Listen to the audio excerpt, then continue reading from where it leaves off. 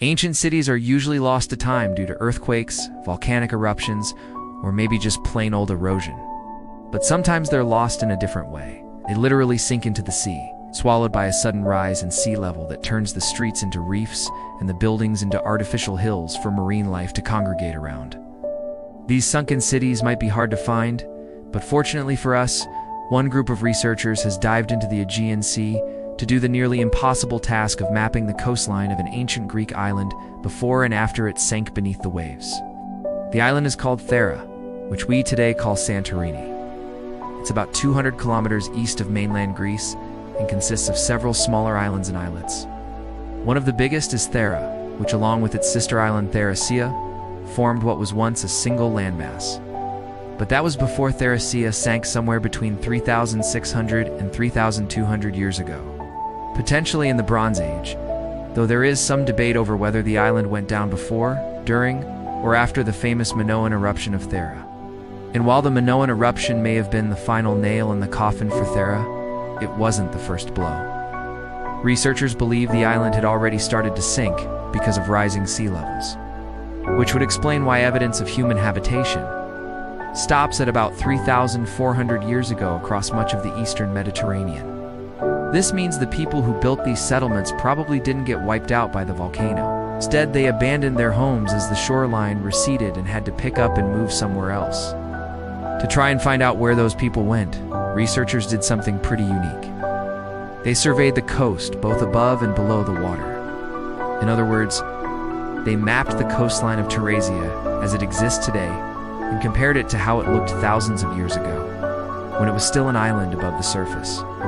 By doing so, they were able to identify all the places that were underwater now, but were dry land back then, essentially revealing a series of lost settlements. Now, this isn't the first time Santorini has been mapped.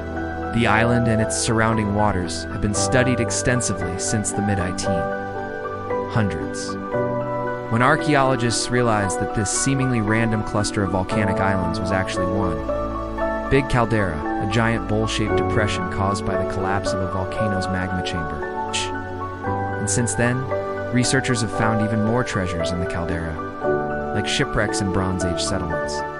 But no one had ever looked at Santorini from this particular angle, studying the island not as an individual entity, but as part of a larger landmass. To make their map, the team used ships equipped with sonar, which create maps by beaming out sound waves at the ocean floor and measuring how long it takes for them to get back. These maps revealed the topography of the seafloor, including lots of little nooks, crannies, caves, and of course, the remains of a long-lost coastline. The researchers also took sediment cores from the seafloor to help calibrate the sonar data and radiocarbon-dated samples from those cores to figure out when exactly the shoreline changed. And to piece together what the island looked like when it was above water, the team used aerial photos of the island taken from planes and drones, which allowed them to reconstruct the island's former shape. When they put all their data together, the researchers identified 4 main areas that were above water during the late Bronze Age, but are now underwater. 3 of these areas were located on the northern half of the island, and 1 was on the southern half. On the north side, 3 small peninsulas have since become submerged, each one containing signs of human activity, meaning they were likely inhabited during the late Bronze Age. Meanwhile, on the south side, the submerged area appears to be an extension of Akrotiri, one of the most famous settlements on Thera, but it was a lot bigger than modern Akrotiri. Back then, the settlement covered 75 hectares and had dozens of rooms spread across a natural harbor. Meanwhile, today's Akrotiri only covers 20 hectares and has only a few dozen rooms. Based on the locations of these settlements, the researchers think the people living here had pretty easy access to the rest of the Cyclades in the eastern Mediterranean, so they may have had thriving trade networks, which is surprising considering how isolated Santorini is today. But perhaps the biggest surprise came when the researchers compared their map to one made by Alexandros Ypsilantis, a Greek cartographer who lived around 1800 BC. The map, known as the Race Ipsa, depicts the Aegean Sea and some parts of the Mediterranean. It's mostly famous for showing the island of Atlantis, if you can find it. Spoiler alert, nobody's agreed on exactly where that could be. But when the researchers overlaid the Race Ipsa on top of their own map, They realized that the positions of many of the islands depicted in the ancient map don't match up with reality. For example, the island of Anafi looks like it's twice the size it is today. So the same goes for Naxos, which looks enormous. Paros, on the other hand, looks tiny, like a small islet instead of the large island we know today. But the strangest mismatch was with Thera. In the res ipsa, the island looks normal, basically identical to how it looks on our maps today. But that's weird because according to the geological record, the island was anything but normal. If you go back to the late Bronze Age, the island was about 24 square kilometers larger than it is now. And yet on the Recipa, it looks the exact same size as it does today. Now it's possible the islands still look this way, despite being bigger, because the entire caldera was filled with water. Back then, in other words, the island wouldn't have looked like an island at all, but rather like a peninsula jutting out from the mainland. If that's the case, then the res ipsa is one of the earliest known maps to depict the Aegean Sea after the onset of widespread inundation following the last ice age. And it helps paint a picture of a region drastically different from the one we know today. It also shows how strange it must have been for sailors navigating these waters.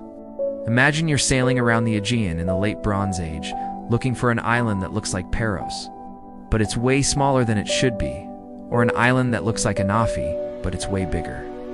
Then just as you reach it, the island vanishes beneath the waves. This kind of thing would definitely mess with your sense of direction. And it may even help explain why some sailors ended up on shores they didn't recognize, possibly contributing to the downfall of some Bronze Age seafarers. It's also possible that the res ipsa is inaccurate, but that seems unlikely given how detailed the map is. So what might be happening here? Well, one possibility is that the people who made the map didn't see Thera as an island at all. After all, they wouldn't be the first people to miss an obvious feature. Modern humans tend to see what they're looking for and ignore everything else. If they didn't see an island, that would mean the Bronze Age inhabitants of Thera didn't live on this part of the island. That contradicts the archaeological record, but it's possible these people were only temporary residents, maybe just passing through or staying for the winter. Or it's possible that Thera had already sunk by the time the map was made.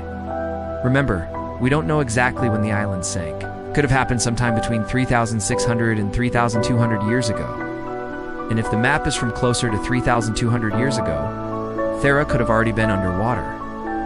In fact, some scholars believe the map dates to around 1200 BC, when the late Bronze Age was coming to an end, and Thera had already disappeared beneath the waves. But if that's the case, the islanders didn't just abandon their homes, they abandoned them in the middle of a volcanic eruption. So what's going on here? Was Thera an island in the late Bronze Age, or was it already underwater? Did people flee as the island began to sink? Or were they caught off guard by a volcanic eruption? These questions are impossible to answer right now, but the map reveals clues that could help us understand what happened. For one thing, it seems clear that the Bronze Age inhabitants of Thera needed to rely on boats to get around. But if the island was already underwater, they wouldn't have needed boats. They could have simply walked from one side to the other. So maybe Thera was an island after all. But why doesn't it look like one on the map? Maybe it was too small. According to some estimates, only 10% of the island's total landmass was above water.